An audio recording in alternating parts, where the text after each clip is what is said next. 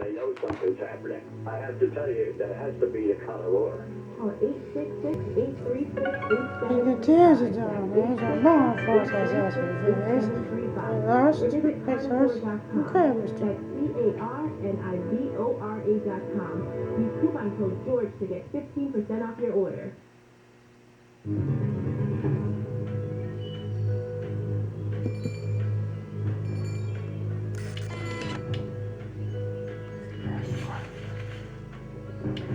And welcome back. George going with you along with Robert Carroll, the science behind alien encounters. Robert, what do you think our religious people will do if and when government starts to disclose about the UFO existence? Or how do you think they're going to tell us, the flock? Well, my experience talking to people who are very religious, they think it's the work of the devil. And my fear is that when the disclosure occurs that the UFOs land on the White House lawn, the engine breeze won't be back. good for some of the groups of religions where in the past some groups have actually committed suicide. Yeah, that's true. They have. Yeah, and in fact, that's why I think I'm doing what I'm doing and out there trying to prepare people so it's not as Courthouse. so if they don't jump off the cliff. Courthouse. And one of the about the only group that I know of basically has actively been trying to prepare its flock is the Catholic Church. Monsignor Balducci, the late Monsignor Balducci, was on a mission to do just that. He was on your own radio a number of times, talking about the possibility that there's other life out there that is human. And then in 2005, I saw him speak at the Disclosure Conference outside of Washington. And again, he was the keynote speaker. So I think the Catholic Church is trying to prepare people for that.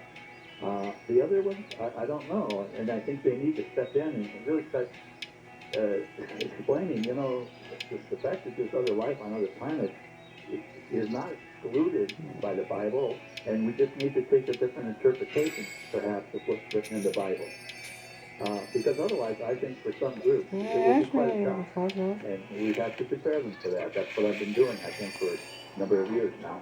Well, what the Catholic Church started doing, too, is they were telling people the belief in extraterrestrial life does not negate one's belief in God. They were kind of like paving the way that there's something coming. That's right, exactly. Now, you have talked about the gravitational fields and the propulsion systems and how these UFOs. How did you come to this understanding? Well, when you're trying to analyze something, you could always say you can, you lay it out. And as I pointed out earlier, I didn't have the ability to put my hands on a crashed UFO.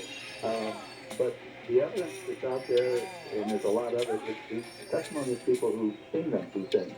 And so what I did is I just wrote down all the things that they can do. For instance, high G maneuvers is top of the list. They've been seen doing right angle turns. They can do supersonic speed without producing a shock wave. They can even travel through water at very high speed. When they're around metallic objects, sometimes they move, like in the so close encounter the third time, if you recall, the mailboxes started moving. They can do that. Same color.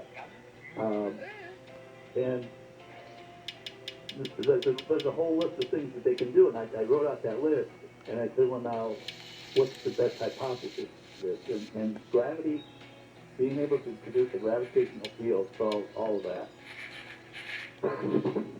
Now, did they have some kind of special apparatus within the crack to be able to do this? The engine breeze better. I think they actually do this.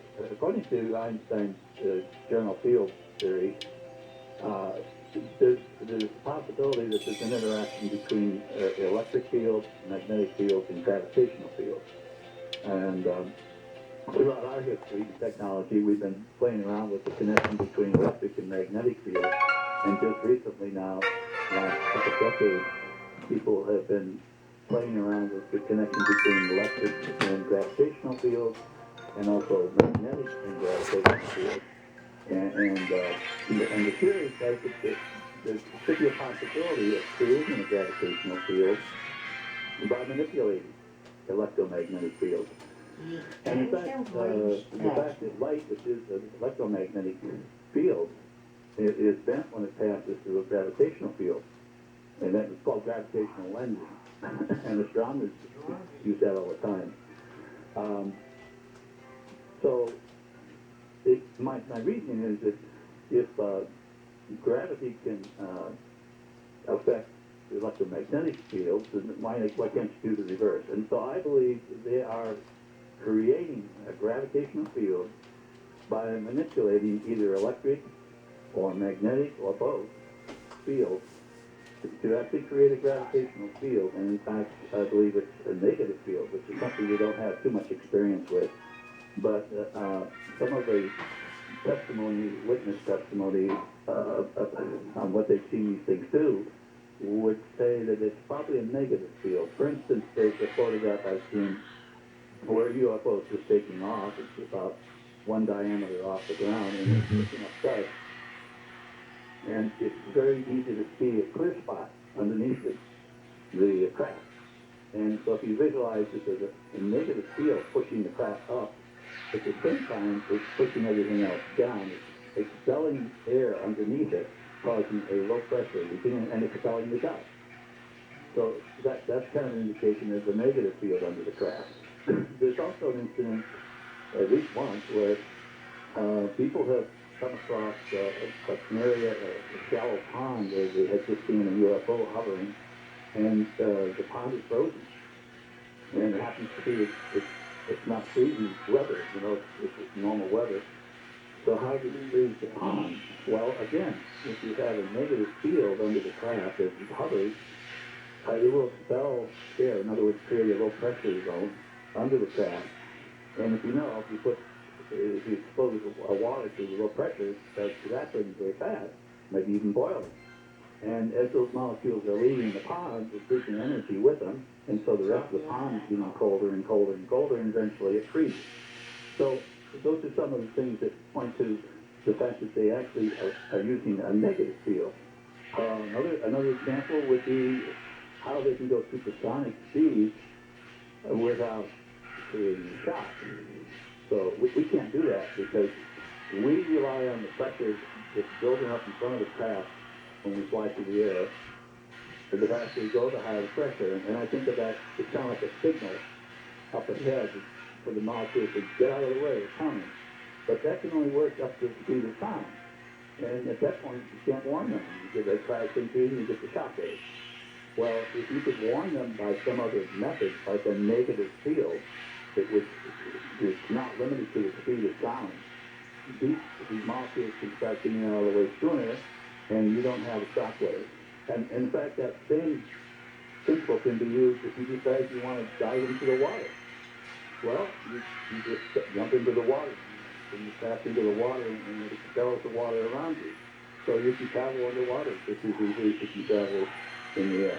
So this is all evidence for a negative field. And the evidence for gravity fields in general is the fact that they can do high G maneuvers that would kill people. Oh, yeah, there's no way a human being could handle that. Right, but if you have a gravitational field propulsion, there's a lot of benefits to that, one of which is not only is the craft being accelerated, but everything in it is accelerating.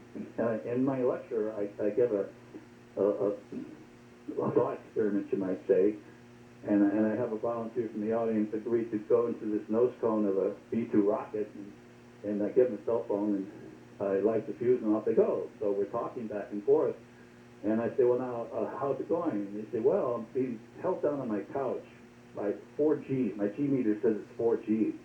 So I'm watching, and all of a sudden the flame sputters out, but the rocket keeps coasting upward, and I ask them, well, now what's happening?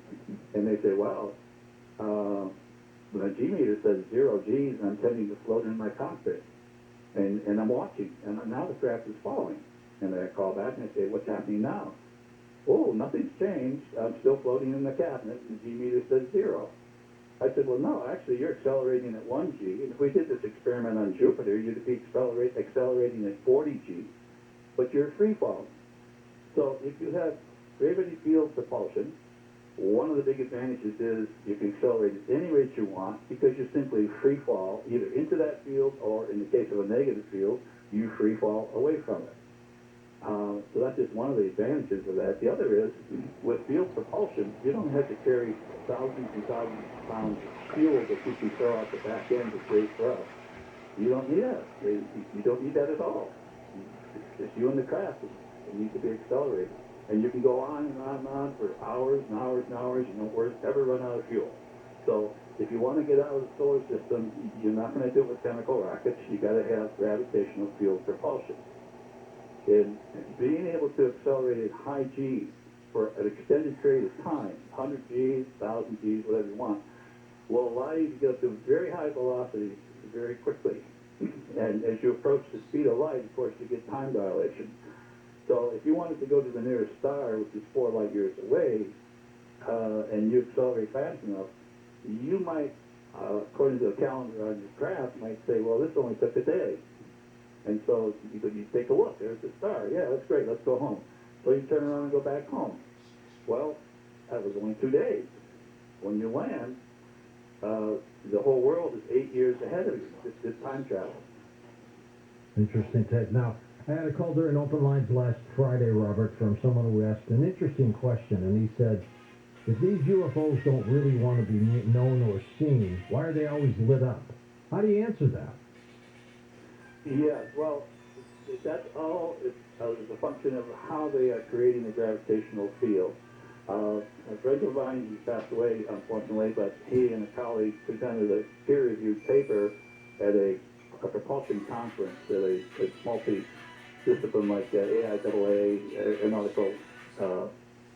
Aeronautical Institute, but it was a peer-reviewed paper and by a number of group of engineering people. Okay, I'm an engineer, so engineers are okay. But anyway, what they were proposing is that if you were to beam a high-frequency electromagnetic wave between 2 parallel plates that are highly reflective, and if you could have the right frequency, or the right wavelength, as these photons are bouncing back and forth, when they strike the surface, they actually get converted into, if you're talking particle theory, they'd be converted into gravitons. And so you begin creating gravitons that actually propel you through space. That's how you get your propulsion, the field propulsion. The gravitons that were created by beaming this electromagnetic energy between parallel plates. However, it's not 100% efficient.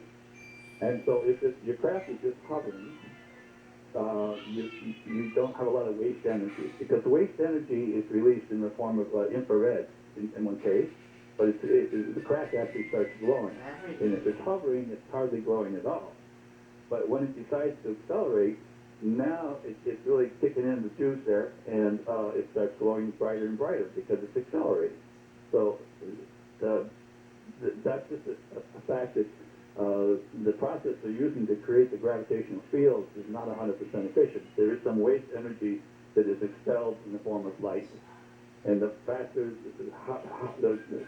you're accelerating, the brighter the light. Well, why aren't they interacting with us, though? Well, for one thing, would you, if you were out there, No. observing us for thousands of years and saw us annihilate 60 million people, would you do that? Probably not. That's a good reason. But there's a couple other reasons. One is that... But what do they want then, Robert? If they're not interacting with us, what do they want, in your opinion? I think they're overseeing the planet. You know, maybe they were assigned this as a project. Well, if Fisher was correct and they cheated us, then we're basically their offspring, right? Well, I believe he's right.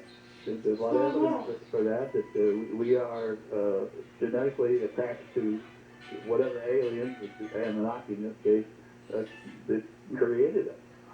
So they would have a reason, maybe, because they have an interest in us, maybe they love us. And some people call them the Watchers. And so they're watching over the planet.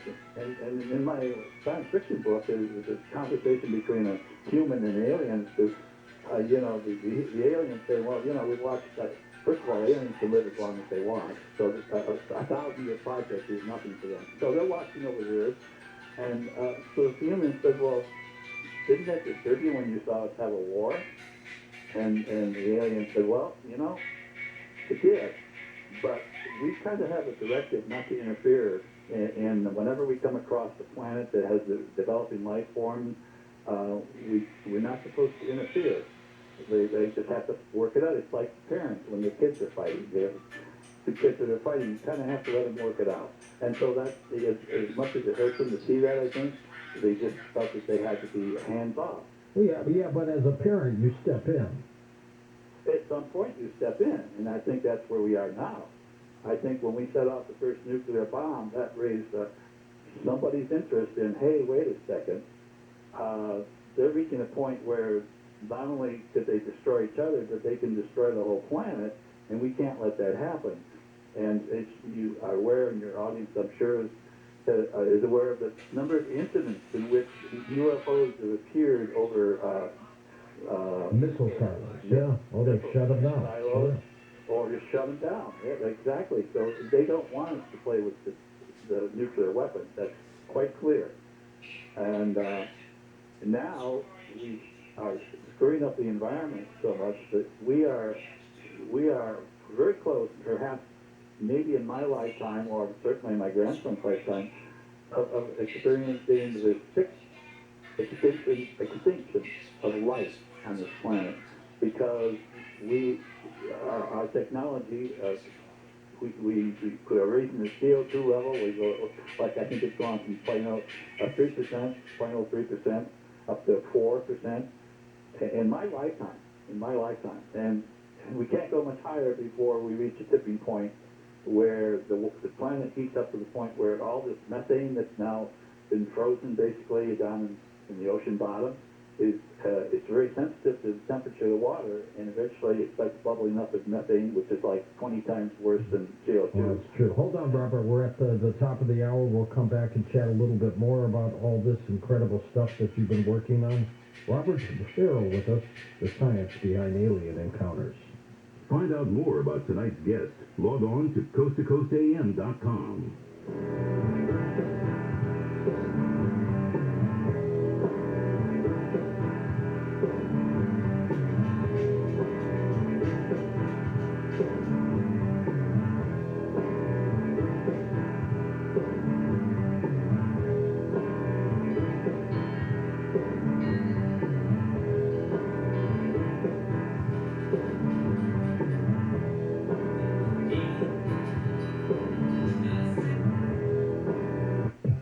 Here's the rule. Whenever you vote yes on a proposition, it's really no. Whatever the proposition says, it's not the truth. If it is citizens for, it has nothing to do with citizens. It's a special interest group that is saying we are citizens. Bill Handle. It's all a crock. Mornings from 6 to 10 on KFI.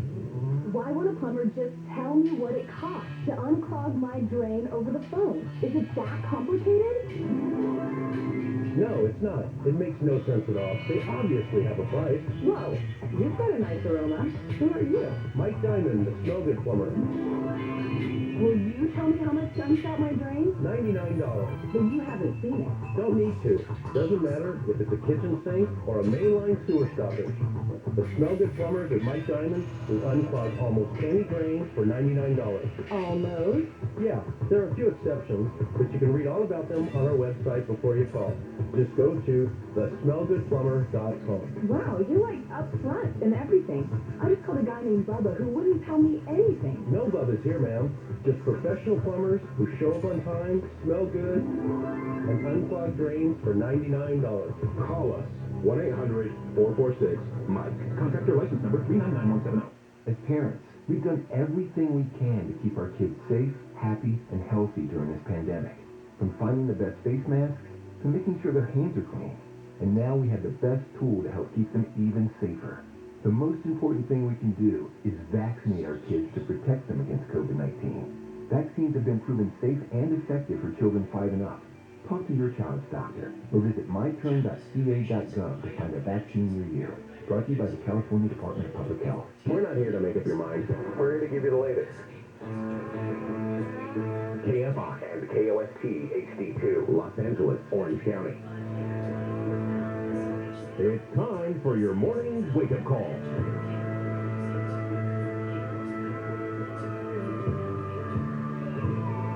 Here's Jennifer Jones-Lee. Good morning. How was your Monday? Make it through?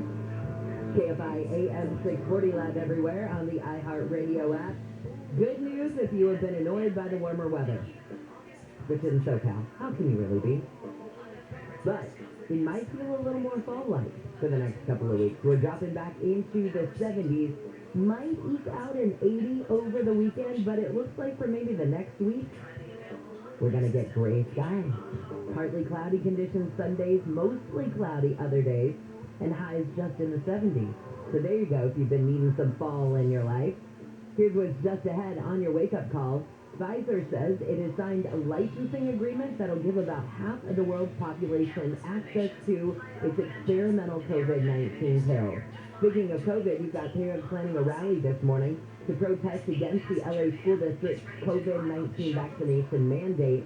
Also, we'll be keeping an eye on this one. A jury in Wisconsin will soon start deliberations in the Kyle Rittenhouse murder trial. 5:05, we're going to talk with ABC's Karen Travers. So now that the president has signed his trillion-dollar infrastructure bill, it's game on for mayors and governors who are now ready to compete for that funding. So how do they do it? How do they get the funding in the first place? How do they allocate it from there? And when might we see some action actually be taken with this money?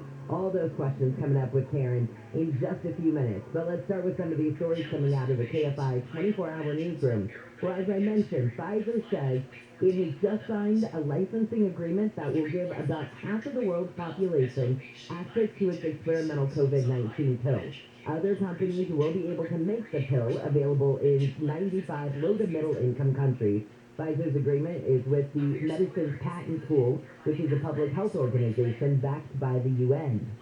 The number of people with COVID being admitted to the hospital in LA County has ticked up. Figures from the California Public Health Department show there were 632 COVID-positive people in the hospital as of yesterday. That's up from 600 Sunday. Well, parents are planning a rally this morning to protest against the LA School District's COVID-19 vaccination mandate. Yesterday was the deadline for teachers to prove that they've been fully vaccinated as a condition of their continued employment. Students at LAUSD also need to be vaccinated. Those over 12 need to get their first dose by November 21st and a second no later than December 19th, or they won't be allowed on school campuses starting in January. Parents plan to protest outside the LAUSD headquarters at 10 this morning. Large restaurants in LA can now only give you those disposable items, including condiments and plastic forks, if you ask for them. LA City Councilman Paul Krikorian says the rule is not so much about enforcement, but about changing consumer behavior. We hope this will never be enforced, because we hope that it'll change consumers, the way consumers think about things. In the same way, for example, that plastic bag bans have started to change the way people think about when they go to the grocery store. Krikorian says businesses will get 2 warnings before facing a $25 fine. He says the maximum fine is $300 per year. The rule will be applied to smaller restaurants in April. Blake Trolley, KFI News. Body cam video appears to show that the cousin of a councilman in Santa Ana was holding something black in his hand before he was killed by police. Gas was used to get Brandon Lopez out of a reportedly stolen car in September after an hours-long chase and standoff. Radio traffic shows cops were told the guy was wanted on several warrants, including armed robbery. A cop watching Lopez inside the car reported seeing a gun, and another cop said they discovered the guy's intention. He spoke with family and stated that he wanted to suicide by contact. The black object turned out to be an empty water bottle in a bag. No gun was found. In Anaheim, Corbin Carson, KFI News. A jury in Wisconsin will soon start deliberations in the Kyle Rittenhouse murder trial. In closing arguments yesterday, Kenosha County Assistant DA Thomas Vander says Rittenhouse brought a gun to a fist fight when the defendant provoked the incident. he loses the right to self-defense. But You cannot claim self-defense against the danger you create. Rittenhouse claims he was acting in self-defense when he killed 2 men and hurt a third at a protest last year. He's facing life in prison if convicted. So President Biden says his $1.2 trillion infrastructure package is going to help everyday Americans. Can't deliver real results for real people. You see in ways that really matter each and every day to each person out there. And we're taking a monumental step forward to build back better as a nation. Biden signed the infrastructure bill into law yesterday. So 2 things I want to ask Karen Travers when we talk with her next. First off, who was there, or more importantly, who wasn't there for the signing and the photo op portion of it? But after that, how do we get the money? Mayors and governors are going to start competing for this. How do you get that money? How do you ultimately win those bucks? And then how quickly do you get your hands on them? And how quickly can they be put toward projects? All that's coming up with Karen in just a second. So we keep talking about the roads with the master of the roads this morning, Nick Palliotini. Hi, Nick. Hey, Jen. Checking out the drive. First thing this morning as you're making your way through the Corona area, westbound side of the 90. Right at 241. Hold on, maybe a little closer to 50. Hey, James. Couple cars got exit right now is taken away. That's adding to an already busy drive for you coming out of Riverside. Quite a few Caltrans projects wrapping up for the overnight and early morning hours. So 91 westbound overall going to be a rough ride for you in heavy stretches from Tyler to make your way towards the 241 toll road. Got an update on this or anything else slowing you downtown 250 on the cell phone. Keyword KFI traffic. Unusual stretches slowing for you on the northbound side of the 605 as you make your way from Rosecrans Avenue to the 105. Got an update on what that problem is. Of course, answering the car, town 250 on your cell phone. Keyword KFI traffic.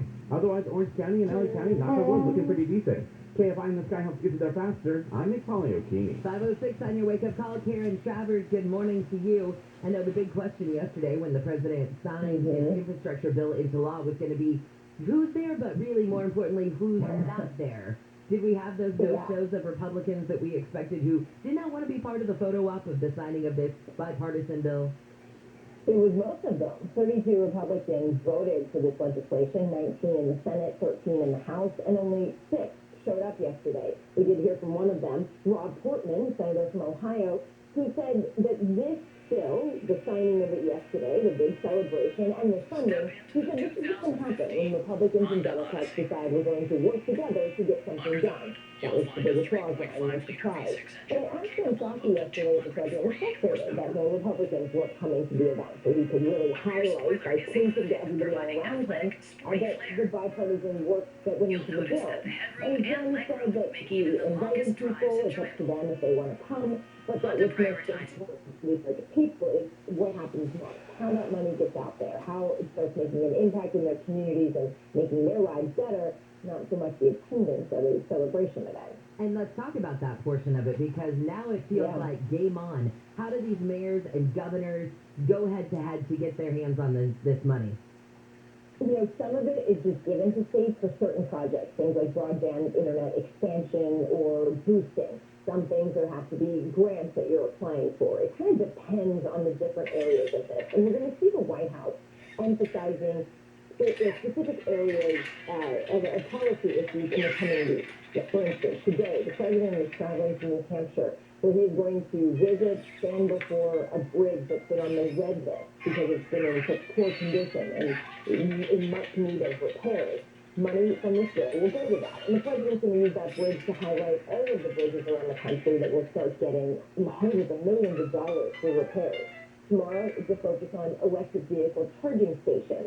And we're going to see this in the coming weeks because this is not like the COVID relief bill, or multiple COVID relief bills, where it was signed and then people start getting checks and small businesses start getting loans. And that was such an immediate impact.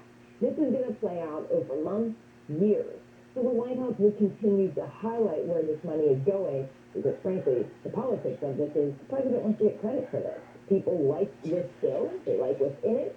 But his approval ratings are low right now. So they want to try and get some mileage out of this. Well, the minute you said that they could start applying for grants, I went, and there the tortoise enters the race. Right now, they'll say we're trying to move this quickly. Look how we did things so quickly with some of the COVID bills.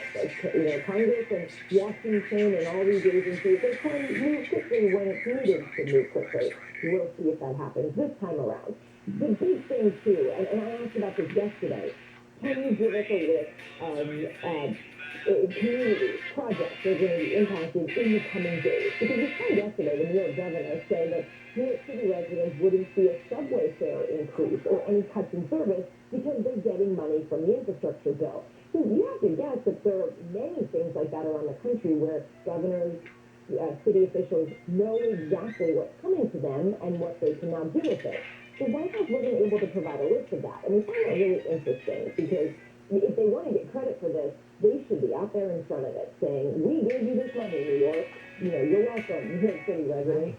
Instead, you might start seeing city officials and governors take some credit for this as they start giving money out. All right, well, yeah, I'm going to be very closely watching to see what happens here. Absolutely. Thanks, Dan. I appreciate it. Have a great day. Have a great day. Thanks. See you later. One of the mayors that we've already heard from is several of them in Orange County who gathered to say that the $1 trillion infrastructure bill would help improve internet access, just like she mentioned, drinking water, and airports. Not just on our roads, but also in our sewer system. Trying to create a safer city as well, having dedicated bike lanes and bike boulevards. That's Santa Ana Mayor Vicente Sarmiento, who says the bill allows funding for more electric vehicle charging stations and other transportation options for a cleaner environment. And I think that in the electric vehicle charging stations, I have said this, I've preached this for years. You can scream and yell that you want cleaner vehicles all day long, which is great. And you can say that you want electric vehicles all day long. Great, fine. But if you don't have the infrastructure to keep those vehicles on the road, people aren't going to go out and buy a vehicle that they're going to be stuck unless they're charging it at home. You know, you see a Tesla charging station, you can't charge a regular car on that Tesla charging station. I know Tesla is changing that. But for a fee, I might add. But until you get those electric vehicle charging stations, it's like we're putting the cart before the horse. We're putting all these deadlines in that we need to be cleaner, greener by a certain time. Okay, that's great. But until you get the infrastructure to meet that goal, you can't fit that goal. You see what I'm saying? It's like we put the third floor in on the house, but we didn't build the foundation first.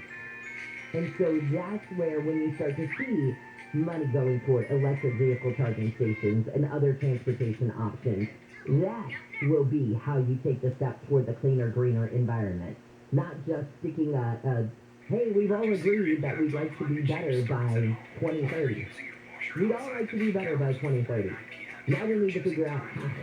So maybe this will help. But how quickly does this all get into play? How quickly do we get this money into action? That, like Karen mentioned, remains to be seen. Now, the state also will get money for protection against wildfires and cyber attacks.